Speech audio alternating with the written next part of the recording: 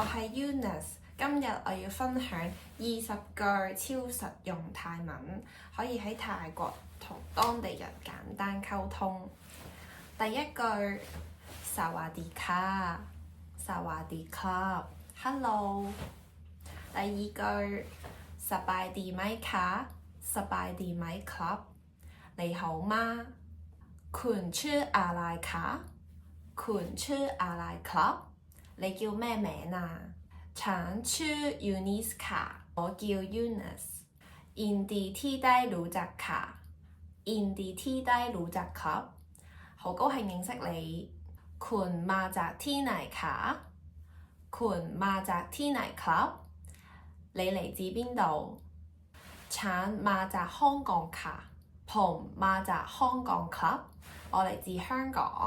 แล้วคุณนะคะแล้วคุณนะครับ你呢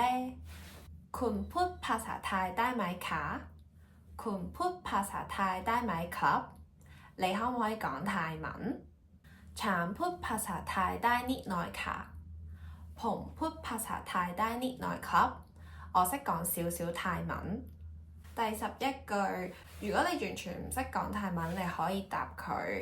ฉันพูดภาษาไทยไม่ได้ค่ะผมพูดภาษาไทยไม่ได้ครับ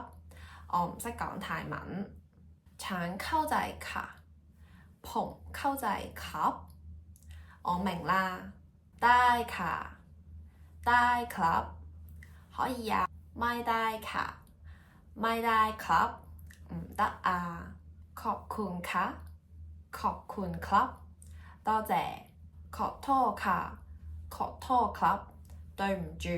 ไม่เป็นไรค่ะไม่เป็นไรครับ唔緊要เก่งมากค่ะเก่งมากครับ好好啊แล้วเจอกันค่ะแล้วเจอกันครับ遲啲再見如果你哋有其他想知嘅泰文用語就喺留言度話我知啦我哋下次再見